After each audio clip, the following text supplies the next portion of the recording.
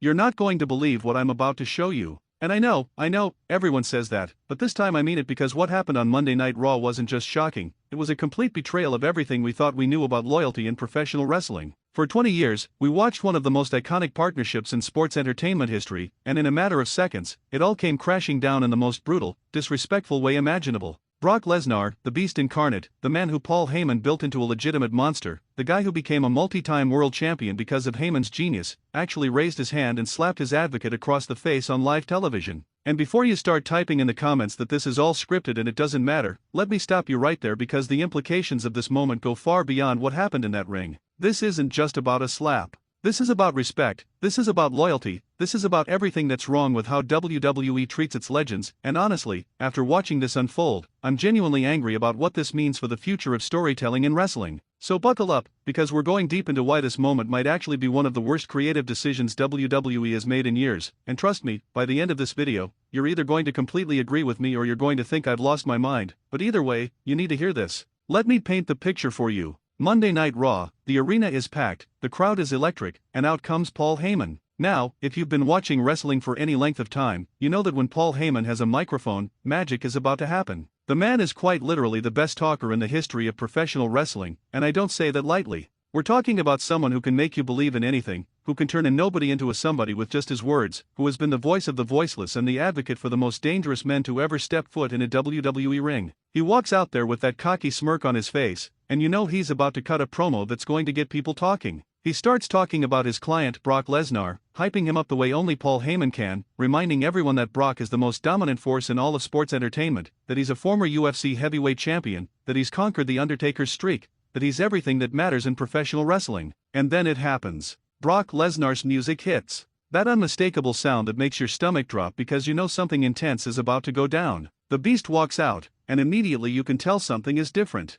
His body language, the way he's carrying himself, there's an aggression there that feels personal. He gets into the ring, and Paul Heyman is standing there with the microphone, probably thinking he's about to do what he's done 1,000 times before, stand next to his beast and make him look like $1,000,000. But Brock snatches the microphone out of his hand. The crowd goes quiet because this isn't normal. Brock doesn't do promos. Brock doesn't need to do promos because he has Paul Heyman to do the talking for him. That's been the dynamic for 2 decades. But now Brock is standing there, staring down at Paul, and you can see the fear starting to creep into Heyman's eyes. Brock starts talking, and his voice is dripping with contempt. He tells Paul that he's tired of being used, tired of being a meal ticket, tired of being the guy who does all the work while Heyman takes all the credit. And this is where it gets interesting because is he wrong? Think about it for a second. Paul Heyman has built an entire career off the back of Brock Lesnar. Every time Brock wins a championship, Paul Heyman is right there taking the spotlight. Every time there's a big interview or a press conference, it's Paul doing the talking while Brock stands in the background looking menacing. For years, we've accepted this as just the way things work, but now Brock is calling it out, and suddenly you start to see their relationship in a completely different light. Maybe Brock has a point. Maybe Paul has been exploiting him all along. But here's where my blood starts to boil. After everything Paul Heyman has done for Brock Lesnar, after all the years of loyalty, after making Brock relevant again when he came back from UFC, after standing by him through thick and thin, Brock decides that the appropriate response is physical violence. Not just any violence, but a slap. A slap that echoes through the arena, that you can hear even over the shocked gasps of the crowd. Paul Heyman stumbles backward, holding his face, looking absolutely devastated, and Brock just stands there with this cold expression like he feels nothing. No remorse, no hesitation, just pure disrespect. And the crowd, they don't know how to react. Some people are cheering because they love seeing chaos, some people are booing because they recognize this has crossed a line, and some people are just sitting there in stunned silence trying to process what they just witnessed. Now let's talk about why this matters, because I know some of you are thinking this is just wrestling, it's just entertainment, why am I getting so worked up about it? But this is bigger than just one moment on one episode of Raw. This is about the message WWE is sending about loyalty and respect. Paul Heyman isn't just a character, he's a real person who has dedicated his entire life to this business. He's worked with everyone from ECW originals to WWE superstars, and he's always done it with passion and integrity. He's the guy who will go to bat for his talent, who will fight with management to get his guys the best opportunities, who genuinely cares about the people he represents. And his relationship with Brock wasn't just an on-screen partnership, it was real. These two men have known each other for decades. They've traveled the world together, they've celebrated victories together, they've been through personal struggles together. And WWE thinks the best way to end that relationship is with violence and humiliation? Think about what this teaches younger wrestlers and younger fans. It teaches them that loyalty means nothing. It teaches them that even if someone dedicates 20 years of their life to building you up and making you successful, you can just discard them whenever it's convenient. It teaches them that the right way to handle a disagreement is with physical aggression rather than communication. And maybe you think I'm reading too much into this, maybe you think it's just a storyline and it doesn't have any deeper meaning, but stories matter. The narratives we tell shape how people think about the world, and when WWE consistently shows that loyalty and respect are weaknesses rather than strengths, that has an impact. Let's also talk about the execution of this angle because even from a pure storytelling perspective, this doesn't make sense. If WWE wanted to break up Brock and Heyman, there were a million different ways they could have done it that would have been more compelling and more respectful to both characters. They could have had Heyman betray Brock first, maybe by aligning with a younger star and making Brock feel replaced. That would have given Brock's anger some justification and made the eventual confrontation feel earned. They could have had a slow burn where we see their relationship deteriorate over weeks or months, where small cracks appear until everything finally explodes. They could have even had them part ways amicably, with mutual respect, acknowledging that sometimes partnerships run their course and it's time to move on. But instead, they went with the laziest, most shocking option because they knew it would get people talking, regardless of whether it made any narrative sense. And here's the thing that really gets me, Paul Heyman sold that slap like his entire world had just collapsed. You could see the genuine hurt in his eyes, not just physical pain but emotional devastation. He looked at Brock like he was looking at someone he didn't recognize anymore, like he was mourning the death of a friendship right there in the middle of the ring. That's the kind of acting that reminds you why Paul Heyman is considered one of the greatest performers in wrestling history. He made you feel something. He made you care. And WWE's reward for that incredible performance is to have him be completely humiliated on national television with no real payoff in sight. Because let's be honest, where does this storyline go from here? Does Paul get revenge? How? He's not a wrestler, he's a 60-year-old manager. Is he supposed to find a new client to take on Brock? That's been done before and it never really works because nobody is Brock Lesnar. Does Brock just move on like nothing happened and start a new feud with someone else while Paul is left to pick up the pieces? That seems to be WWE's usual pattern. They create these shocking moments for social media buzz and then they forget about the emotional consequences a week later. Or maybe they're going to try to redeem Brock by having him apologize and take Paul back. But how do you come back from that? How do you rebuild trust after such a public betrayal? The answer is you can't, not in any way that feels authentic or satisfying. I want you to think about some of the greatest partnerships in wrestling history. Think about Shawn Michaels and Sensational Sherry, think about Randy Savage and Miss Elizabeth, think about Ric Flair and J.J. Dillon, think about Edge and Lita. These relationships mattered because they felt real, because there was genuine chemistry and genuine emotion behind them. And when these partnerships ended, they ended in ways that respected what had come before. When Shawn Michaels superkicked Sensational Sherry, it was because she had turned on him first. When Randy Savage and Miss Elizabeth split up, it was part of a larger story about Savage's paranoia and jealousy. These endings had context and meaning. But Brock slapping Paul has no context beyond Brock suddenly deciding he doesn't need Paul anymore, which feels arbitrary and unearned. You know what else bothers me about this? The timing. Why now? Brock and Paul have been together on and off for 20 years. They've been through multiple championship reigns, multiple WrestleManias, multiple storylines.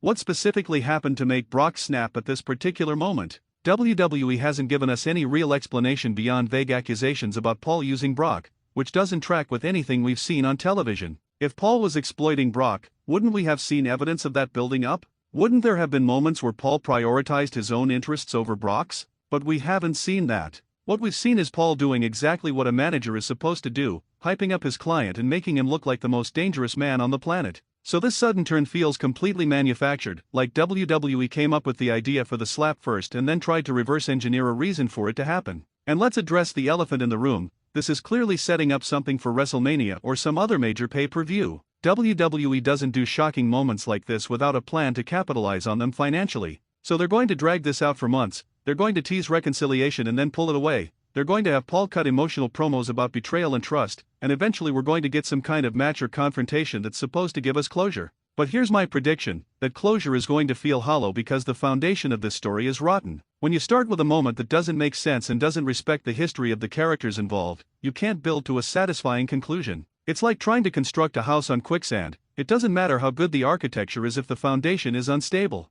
I also want to talk about what this means for Paul Heyman's character going forward. Paul has always been portrayed as a survivor, as someone who's smart enough to adapt and manipulate situations to his advantage. He's the ultimate opportunist, the guy who always lands on his feet no matter what. But this moment makes him look weak and pathetic. He took that slap and did nothing. He didn't fight back, he didn't even have a clever comeback, he just stood there looking hurt and defeated. Now maybe WWE is planning to have Paul come back stronger, maybe they're going to give him a big moment of revenge that makes this all worth it, but based on their track record, I'm not holding my breath. More likely, Paul will spend the next few weeks cutting sad promos about how he gave Brock everything and got nothing in return, and then he'll move on to representing someone else and we'll all forget this ever happened. The worst part about all of this is that it's symptomatic of a larger problem with WWE's storytelling. They've become so obsessed with creating viral moments and shocking twists that they've forgotten how to tell coherent, emotionally satisfying stories. They think that if they can get people talking on social media for 24 hours, that's a success, even if the moment itself damages characters and makes no sense in the broader context of the show.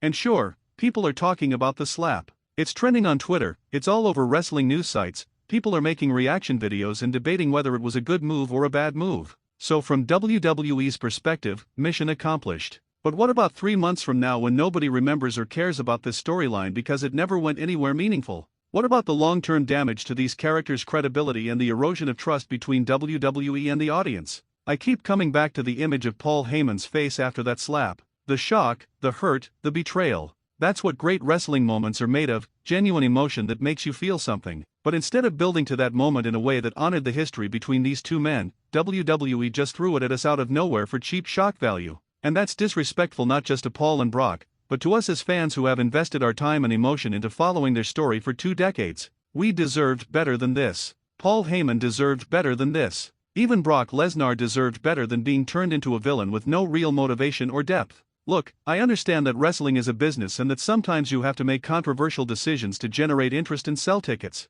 I get that not every storyline is going to please everyone and that creative risks are necessary to keep things fresh. But there's a difference between taking a risk and being reckless. There's a difference between subverting expectations and just doing something shocking for the sake of being shocking. This slap falls into the latter category. It's a moment that exists purely to generate buzz without any thought given to whether it makes sense or leads to anything worthwhile. And that's frustrating because WWE has some of the most talented performers in the world, including Paul Heyman and Brock Lesnar, and they deserve better than being used as props in poorly thought out shock moments. So where do we go from here? Honestly, I don't know. Part of me wants to believe that WWE has a master plan, that they're going to use this as the foundation for an incredible story that pays off in a satisfying way and makes us all look back and say, wow, that actually worked. But the cynical part of me, the part that's been disappointed by WWE's creative decisions too many times to count, thinks that this is just going to fizzle out and be forgotten like so many other storylines before it. Paul will find a new client, Brock will move on to a new feud, and in 6 months nobody will even remember that this happened.